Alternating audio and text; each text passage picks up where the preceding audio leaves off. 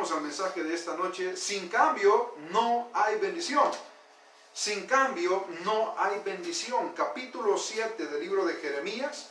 Me regala un amén cuando lo haya encontrado. Sé que no lo puedo escuchar, pero hágalo por la fe, ¿verdad? Haciendo esa declaración de que usted está con nosotros. Jeremías capítulo 7, versículo 1. Jeremías capítulo 7, versículo 1. Dice la palabra en nombre del Padre, del Hijo y del Espíritu Santo. Palabra de Jehová que vino a Jeremías diciendo: ponte a la puerta de la casa de Jehová y proclama allí esta palabra. Y di: oíd palabra de Jehová, todo Judá y los que entráis por estas puertas para adorar a Jehová. Así ha dicho Jehová de los ejércitos, Dios de Israel: mejorad vuestros caminos y vuestras obras, y os haré morar en este lugar. Oramos todos. Padre bendito, te damos gracias, Señor, porque hasta aquí has estado con cada uno de nosotros. Porque bendito Padre, has sido fiel con nosotros, has sido fiel en nuestra vida. Porque siempre, bendito Dios, tú te encargas de poder manifestarte, de poder glorificarte, Padre. Te damos honra, Padre. Pedimos, Espíritu Santo, que puedas hablar a nuestra vida. Gracias, bendito Dios, en el nombre poderoso de Jesús. Amén y amén. Bendito, sabe mi hermano, Dios es fiel. Hemos venido hablando anteriormente con respecto a este tema bien importante. Y la pregunta es: ¿por qué pasan estas cosas? Ahora nuestro país, hermano, le está lloviendo sobre mojado, y lo digo literalmente por el agua, pero también por las distintas adversidades. Muchas veces nos preguntamos: ¿por qué será que pasa esto? Escuchaba la otra vez una persona decía: ¿y por qué Dios permite tanta maldad y que en nuestro país? Hermano, yo no quiero ser pesimista, yo no quiero ser, como dicen algunos, cuadrado, religioso, mas sin embargo yo quiero hablarle con la realidad. Hermano, nuestro país, y voy a comenzar con esto, nuestro país, El Salvador, a pesar de que es un país subdesarrollado, a pesar de que es un país donde hay mucha pobreza, pero sabe que nuestro país tiene una gran bendición, y le voy a decir cuál es. Hermano, cada kilómetro cuadrado en nuestro país hay un promedio de 2 a 3 iglesias, independientemente de la denominación. Sabe que donde estamos ubicados nosotros, solo en los 3 kilómetros donde estamos ubicados nosotros, hermano, sin mentirle, hay un promedio de 10 iglesias. No le miento, no le miento. Hay 10 iglesias. Y usted dirá: pero ¿y esto a qué viene? Que la gente de nuestro país no se puede quejar que no hay palabra. La gente de nuestro país no puede decir: es que no hay donde congregarnos. Hacemos vigilias, programamos ayunos, iglesias que tienen 6 cultos en un domingo, nosotros tenemos 3. Iglesias que tienen 2, iglesias que tienen independiente, hermano. Pero ¿sabe cuál es el problema? La gente no ha querido buscar a Dios. Y yo creo que, yo en lo personal, nosotros lo veníamos hablando, y con el pastor lo hablábamos en el mes de enero, y nosotros le decíamos a la iglesia, usted se recordará, hermano, le decíamos: hermano, acerquémonos a Dios, porque este año no va a ser tan fácil. Y no estoy diciendo: somos profetas y vimos, no, nada que ver. Es que ¿sabe qué pasa, hermano? Nuestro país, antes de que todo esto pasara, casi nadie quería buscar de Dios. Casi nadie. Predicadores en los mercados, predicadores en las plazas, predicadores en los parques, y la gente los ignoraba. Mucha gente se subía a los autobuses a predicar, y mucha gente se ponía los audífonos para no oír el mensaje. Pero ahora, mi hermano, volvemos a comprobar lo que la Biblia dice: separados de Cristo no somos nada. Y el pueblo de Dios estaba pasando un problema acá. ¿Sabe que el pueblo de Dios estaba pasando una situación muy dura y muy difícil?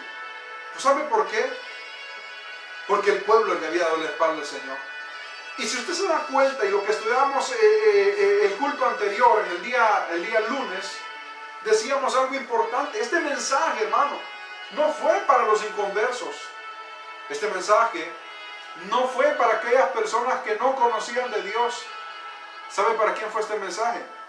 Para aquellos que iban al templo, para aquellos que iban a adorar a Dios, para aquellos que iban a buscar del Señor, para aquellos, hermanos, que iban los domingos a la iglesia con su corbata, su saco a servir, para aquellas que iban con su falda, su blusa para servir. Para ellos es este mensaje, para nosotros. Porque miren lo que dice el versículo 1. Palabra de Jehová que vino a Jeremías diciendo: ponte a la puerta de la casa de Jehová y proclama ahí esta palabra. Y di: oíd palabra de Jehová todo Judá, y los que entráis por estas puertas, ¿para qué dice? ¿Se da cuenta? Para adorar a Dios. Se da cuenta que el mensaje no era para los inconversos. Y si hay algo, y disculpe que voy a utilizar esta palabra, este caliche como nosotros decimos, y si hay algo que Dios está haciendo en este tiempo, es que primero le está llamando a la iglesia, a los cristianos. Dios ponía en mi corazón algo bien importante y lo quiero compartir. Antes de que todo esto pasara, ¿cuántos pastores, y me incluyo acá, soy el primero, a lo mejor habíamos desviado la visión, el llamado que Dios nos había hecho? Celebraciones que no le agradaban a Dios, eventos que probablemente a nosotros nos gustaban, pero a Dios no le gustaban. Y por eso el llamado que hace acá en el versículo 1 es para el pueblo. Hermano, no va a haber bendición si no cambiamos nuestros caminos. Miren lo que dice el versículo 2. Ponte a la puerta de la casa de Jehová. No lo mandó a una plaza pública, no lo mandó a una fiesta, lo mandó a la casa, al templo, a la iglesia. Ponte a la puerta de la casa de Jehová y proclama allí esta palabra y di: oíd palabra de Jehová todo Judá, los que entráis por estas puertas para adorar a Jehová. Vea qué mensaje. Capítulo 3 de Apocalipsis dice: he aquí estoy a la puerta y llamo, si alguno oye mi voz, entraré a él, cenaré con él y él conmigo. El llamado es para nosotros primero, los de casa. Entonces, mi hermano, ¿se recuerda usted, por ejemplo, cuando Dios había determinado destruir a Sodoma y a Gomorra? Dice que fue a platicarlo con su amigo Abraham, ¿verdad? Y quien estaba viviendo en Sodoma y Gomorra era Lot, sobrino de Abraham. Viene Dios y le dice: mira, Abraham, voy a destruir a Sodoma y Gomorra porque su pecado ha incrementado, ha subido hasta el cielo. Pero viene Abraham y comienza a intervenir y comienza a interceder, ¿verdad? Y le dice: Señor, ¿y destruirías al justo juntamente con el impío?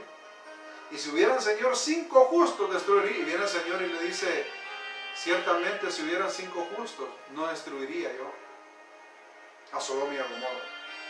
Pero ¿sabe qué? No habían 5 justos. No habían 5 justos. Y comienza a decir: Señor, si hubieran 3, pero no habían 3. Señor, si hubiera 1. Y qué triste, ¿verdad? Que ni siquiera Lot. Le dice: Señor, si hubiera 1, por el amor a ese 1. ¿Y sabe por qué me llama la atención esto? En nuestro país, a nivel mundial también, hay pueblo de Dios. Hay pueblo que le alaba. Hay pueblo que le busca. Hay pueblo que está clamando al Señor. Y es ahí, en esa línea donde usted y yo nos tenemos que mantener.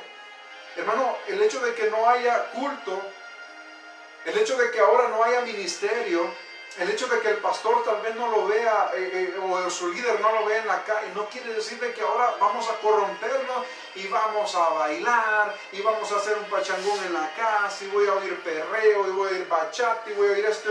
Hermano, al contrario, en este tiempo que no nos estamos congregando, es cuando nosotros tenemos que demostrar que nuestro cristianismo no solo es dentro de una estructura, sino fuera de esa estructura.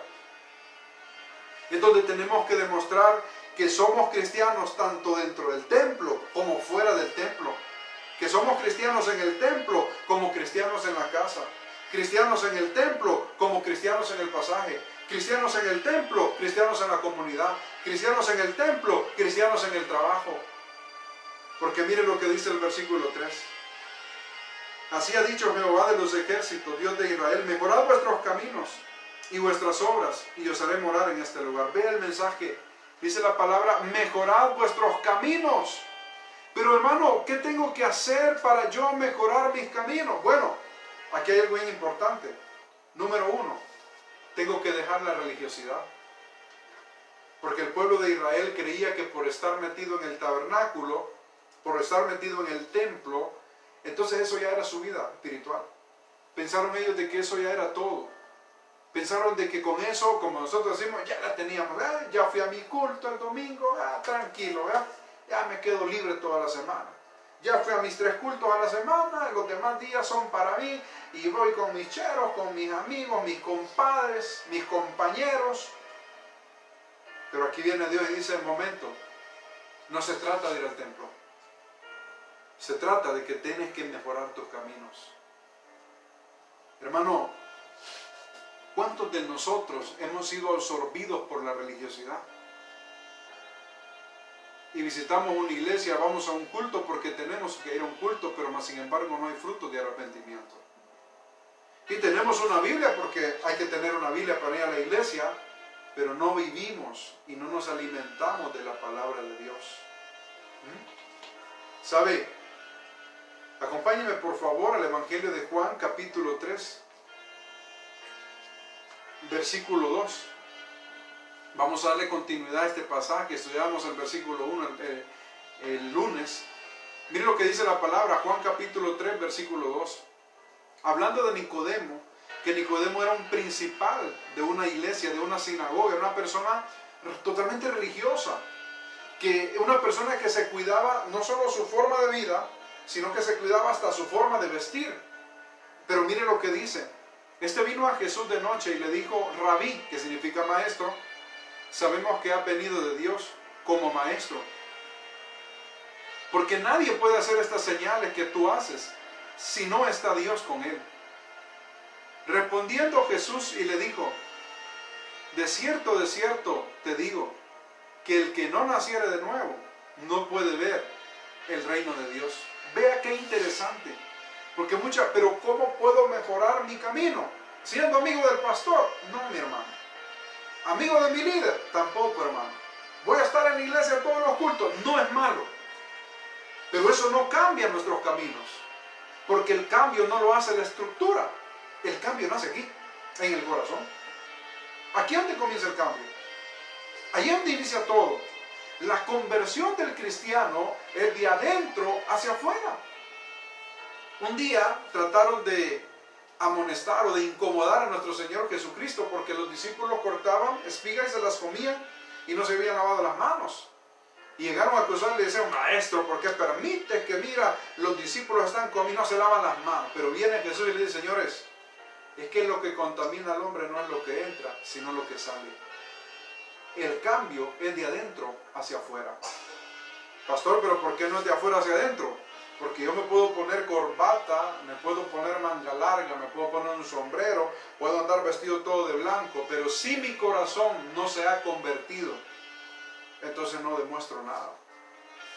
Puede ponerse mi hermano una falda muy larga, puede ponerse una blusa, pero si su corazón no se ha convertido, entonces no sirve de nada.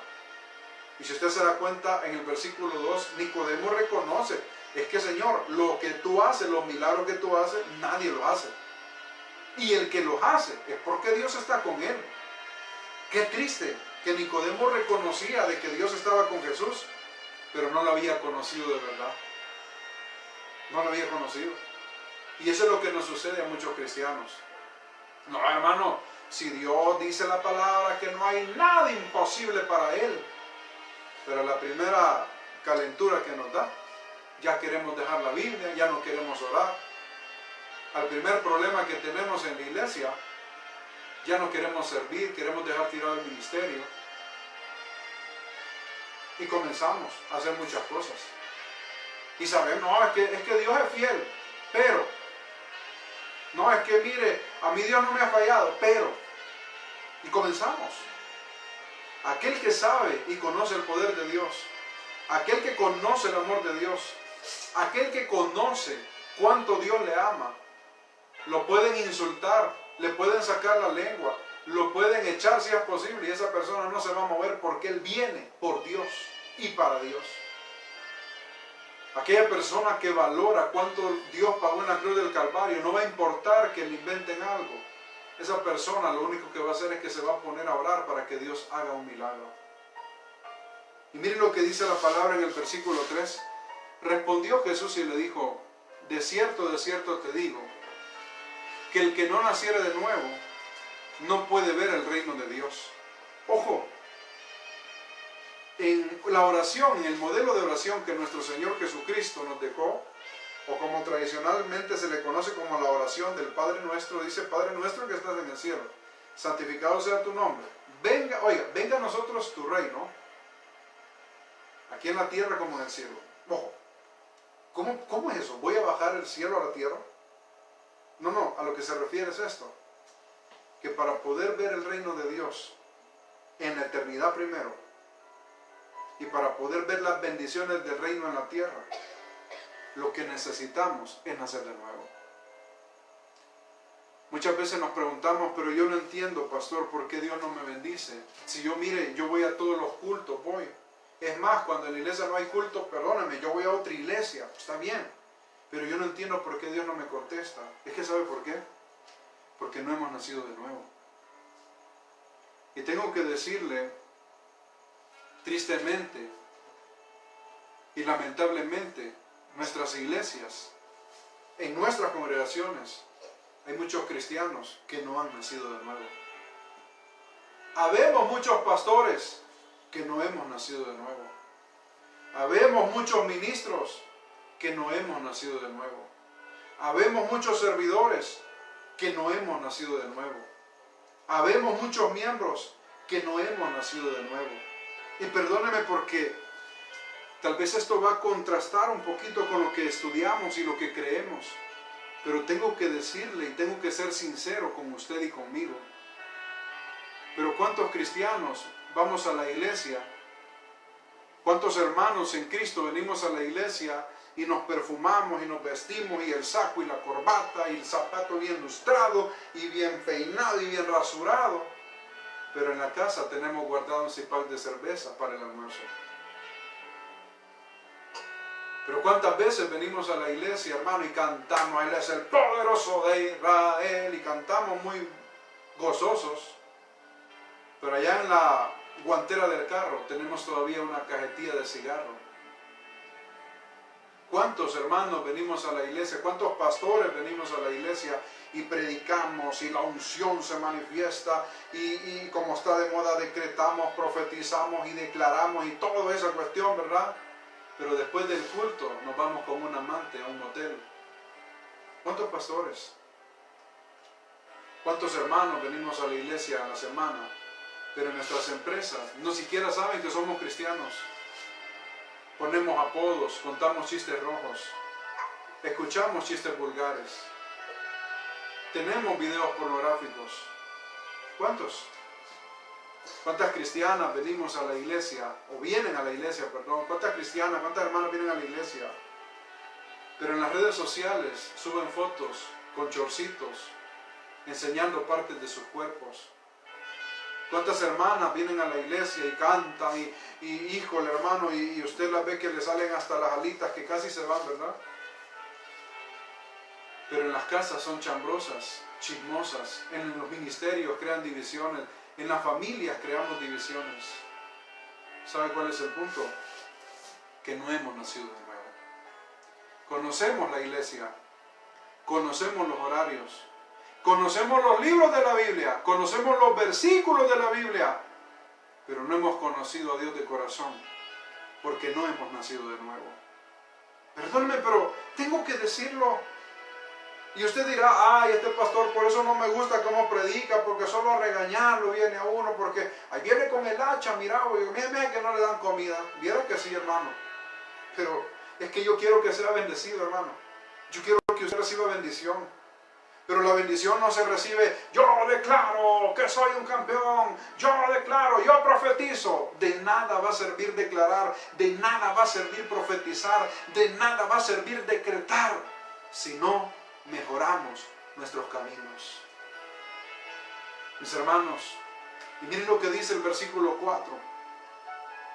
Nicodemo le dijo, ¿cómo puede un hombre nacer siendo viejo? ¿Puede acaso entrar por segunda vez en el vientre de su madre y nacer? Pero mire lo que le responde el Señor Jesús. Respondiendo Jesús, de cierto te digo, que el que no naciere de agua y del Espíritu, no puede entrar en el reino de Dios. Ojo con esto. Porque Nicodemo todavía no había entendido, no había comprendido el mensaje. Y le dice al Señor, pero ¿cómo yo siendo ya grande, siendo viejo, cómo voy a entrar en el vientre de mi madre? No puedo, pero no. Viene el Señor, no, Nicodemo, no te equivoques. Del nacimiento que yo te hablo, Nicodemo, le dice el Señor, hablo de un nacimiento espiritual. Señor, pero si yo tengo un uniforme de servidor. Señor, pero si yo he leído la Biblia de pasta a pasta. Señor, pero si yo siempre mando mis diezmos y mis ofrendas. Señor, pero si cuando a mí me toca en el programa voy a ganar almas y aún cuando no me toca, yo voy a ganar almas, Señor. No, hijo mío, dice Dios. El problema no es ese. El problema es que no has nacido de nuevo, hijo. Conoces tanto de la iglesia, conoces tanto del ministerio, conoces tanto al pastor, conoces tanto a tu líder, pero no me has conocido a mí, a mi palabra, dice Dios. Entonces viene Dios y le dice, tienes que nacer de agua. Ahora, ¿qué representa el agua? En el Antiguo Testamento, mi hermano, cuando los sacerdotes o sumos sacerdotes hacían el sacrificio, antes de entrar al lugar santísimo, ellos pasaban por un altar de bronce o lábatro, o algo otro le llaman la fuente de bronce. Entonces venían ellos, agarraban agua y se lavaban. Y se lavaban todos, se limpiaban la sangre para poder entrar limpios ante la presencia de Dios. Entonces el agua quitaba la suciedad. Ahora, mire esta explicación que nos da la Biblia. ¿Qué es la palabra entonces? Entonces significa, pastor, de que en la iglesia tenemos que poner una fuente de agua acá con agua para restregarme y entrar. No se refiere a eso. El agua representa la palabra de Dios. Vea qué bonito esto. Pero ¿cómo la palabra de Dios? ¿No es el bautismo? No es el bautismo. Ya le voy a explicar esto. Solo permítame un momento. Porque también hay cristianos que somos bautizados, pero no hemos nacido de nuevo. Es por eso que en la iglesia cristiana tenemos que tomarnos la tarea de poder hacer discípulos a las personas. Y cuando las personas hayan dado frutos de arrepentimiento, entonces estas personas pueden ser bautizadas. A veces cometemos un error y yo me involucro acá. Y una persona apenas ahora recibe a Cristo y mañana lo estamos bautizando. No es malo. ¿Sabe cuál es el problema? Que no dejamos que la persona se desarrolle y vaya dando frutos de arrepentimiento para poder bautizarlo. Por eso es que tenemos muchas personas que son bautizadas, pero andan en adulterio. Por eso es que tenemos muchas personas que son bautizadas, pero todavía no quieren dejar algún trance por ahí, ¿verdad? Por eso es que tenemos muchas personas bautizadas, pero siguen oyendo música del mundo. Por eso es que tenemos personas bautizadas, pero en las congregaciones se comportan peor que un inconverso. Problema tras problema, pleito tras pleito, división tras división, insulto tras insulto, porque no hemos nacido de nuevo. Pero entonces, pastor, ¿qué es el agua? ¿Qué representa el agua? El agua representa la palabra de Dios. Acompáñeme por favor allá a Efesios capítulo 5, versículo 25. Efesios capítulo 5, versículo 25. Y vea lo que dice conmigo la palabra de Dios. Efesios capítulo 5, versículo 25. Maridos, amad a vuestras mujeres, así como Cristo amó a la iglesia y se entregó a sí mismo por ella. Ojo, mire lo que dice acá. Para santificarla. El Señor nos santificó, hasta ahí estamos bien. Pero mire que sigue. Habiéndola purificado en el lavamiento de, ¿qué dice? Del agua. Pero no habla del bautismo acá. Mire lo que dice. El lavamiento del agua, ¿por qué dice? Por la palabra. la palabra, esta palabra, la Biblia. Por la palabra, ¿se da cuenta? A fin de presentársela a sí mismo a una iglesia gloriosa, que no tuviese mancha, ni arruga, ni cosas semejantes, sino que fuese santa y sin mancha. Por eso dice acá, y hace de comparación: maridos, amen a sus mujeres, así como Cristo amó a la iglesia y se entregó a sí mismo por ella. Y dice, para santificarla, habiéndola purificado por el lavamiento del agua por la palabra. Entonces el problema que tenemos, hermano, ¿por qué yo no he mejorado mis caminos? ¿Por qué como cristiano tengo 10 años de ser cristiano, 10 años de estar en una congregación, pero mi vida no refleja que tengo 10 años porque no he cambiado? Porque yo me puedo los horarios, porque me puedo la oración de fe, porque me puedo versículos de la Biblia, pero la Biblia no ha lavado mi vida. Es decir, la palabra yo la tengo aquí en mi mente, pero la palabra no ha llegado a mi corazón y no me ha lavado.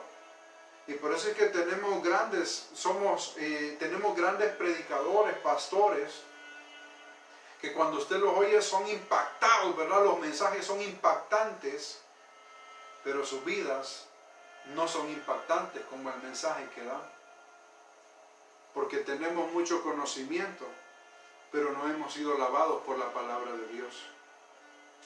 ¿Cuántos cristianos sabemos que no hemos sido lavados por la palabra? ¿Cuántos de nosotros no reflejamos con nuestro vocabulario? Y vamos a hablar un poquito de esto el domingo en la mañana, si Dios nos da vida, que no somos cristianos. De pe para arriba, palabras que ofenden, palabras que dañan, disensiones, discordias. Y por eso aquí está la respuesta. ¿Cómo es que esta persona va tanto a la iglesia y no cambia? Porque vive en la iglesia, porque pasa en la iglesia, porque va a todos los cultos, porque asiste a todas las campañas, porque va a todas las vigilias. Pero la palabra de Dios no cabe en nosotros. Muchas veces estamos en las predicaciones y tenemos cristianos con celulares, chateando, tomándose fotos, porque la palabra no ha calado. Hermanos que cuando se está predicando la palabra están así que desespera, ¿qué hora va a terminar? Y se comienzan a codear, porque la palabra no les ha lavado, porque la Biblia no ha entrado. Y le voy a leer un versículo más para que usted vea que ahí está. Dice la palabra: todo pámpano que, Juan 15:2, Evangelio de Juan 15:2, todo pámpano que en mí no lleva fruto, lo quitará, y todo aquel que lleva fruto, lo limpiará para que lleve más fruto. Pero mire lo que dice el 3: ya vosotros estáis limpios por la palabra que os he, ¿se da cuenta? Ya vosotros estáis limpios por la palabra que os he hablado. ¿Cuál palabra? La palabra de Dios. Entonces, mis hermanos, para poder mejorar nuestra vida, para poder mejorar nuestros caminos, necesitamos nacer de nuevo, pero necesitamos ser limpios por la palabra de Dios.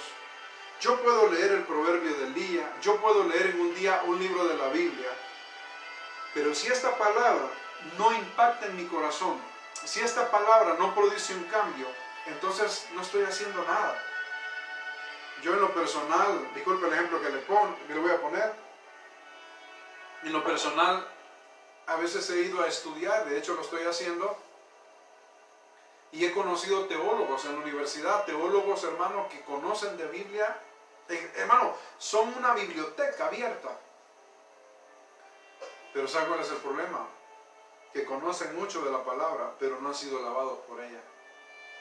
Y acá en el versículo dice: ya vosotros fuisteis lavados, fuisteis limpios por la palabra. Entonces, mis hermanos, para mejorar nuestros caminos, tenemos que lavarnos con la Biblia, la palabra de Dios. Y miren lo que dice la segunda parte del Evangelio de Juan: tienes que nacer en agua y del Espíritu, porque el que no es así no puede entrar en el reino de Dios. Ahora, ¿qué es nacer en el Espíritu?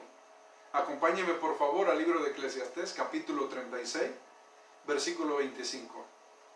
Libro de Ezequiel, capítulo 36, versículo 25. Ezequiel 36, 25. Miren lo que dice la Biblia: esparciré sobre vosotros agua limpia. Vuelve otra vez a mencionar el agua limpia, es decir, su palabra. y seréis limpiados de todas vuestras inmundicias. ¿Se da cuenta? Y de todos vuestros ídolos os limpiaré. Ojo con esto. Aquel que ha sido lavado por la palabra de Dios, y vamos a ver la parte del Espíritu, que ahí está también. Una de las señales que yo he sido lavado, que usted ha sido lavado con la palabra de Dios, es que vamos a quitar los ídolos de nuestra vida. Ah, pastor, pero ahí estoy bien, porque usted viene a mi casa, yo no tengo un cuadrito, yo no tengo una estampita, tampoco tengo un muñequito por ahí que le enciendo una velita, qué sé yo. Pero sabe que los cristianos también tenemos ídolos, pastores, cantantes. Porque aunque no me lo crea, hay muchos cristianos que andamos detrás de un pastor, pero no andamos detrás de Dios. Ídolo es todo aquello, escuche esto, ídolo es todo aquello que nos quita tiempo, que nos quita la intimidad con Dios. Puede ser una mujer o un hombre, por el cual cambiamos el servicio a Dios, por el cual cambiamos el culto a Dios. Tal vez no es un hombre o una mujer, tal vez es el Facebook, las redes, ¿verdad? Pasamos todo el día en el Facebook, en el Instagram, en el Twitter y no leemos la Biblia.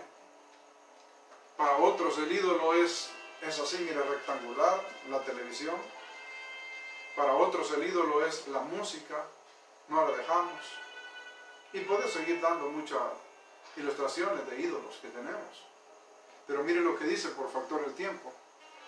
Y dice la palabra, os daré un corazón nuevo. Mire qué bonito. Os daré corazón nuevo y pondré espíritu, oh, qué bonito, ¿verdad? Y pondré un espíritu nuevo dentro de vosotros. ¿Se da cuenta? Y pondré espíritu nuevo dentro de vosotros y quitaré de vuestra carne el corazón de, ¿qué dice? De piedra, y os daré un corazón de carne. Y pondré dentro de vosotros mi espíritu, el Espíritu Santo. Y haré que andéis en mis estatutos y guardaréis mis preceptos y los pongáis, ¿por qué dice? Por obra. ¿Se da cuenta? Dice la palabra que cuando somos limpios, el Señor pone sobre nosotros al Espíritu Santo, y hay una profecía allá en Joel que los niños, los ancianos verán visiones. Entonces esto significa que el Espíritu Santo produce también un nuevo nacimiento. Cuando Dios nos limpia con su palabra, entonces el complemento, el Espíritu Santo hace su obra regeneradora, hace su obra, mi hermano, y nos hace un cambio.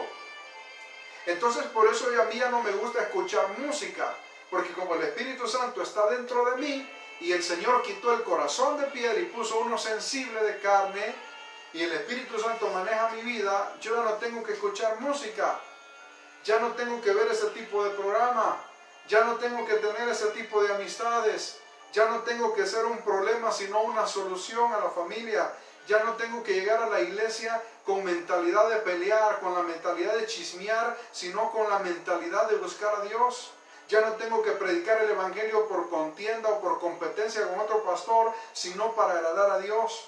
Ya no tengo que ser cristiano simplemente de nombre o de pantalla o de imagen o de foto, sino que tengo que vivir como cristiano, porque el Espíritu Santo que Dios deposita en mí produce un cambio y me quitó el corazón de piedra. Y cuando Dios arranca mi corazón de piedra, ahí se va raíces de amargura, ahí se van resentimientos, ahí se va todo aquello oscuro y amargo que el enemigo había sembrado para minarme y para destruirme. ¿Se da cuenta que es muy bonito?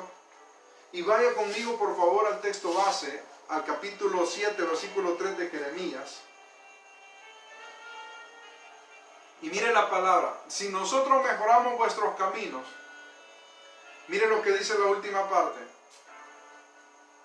Si mejoráis vuestros caminos y vuestras obras,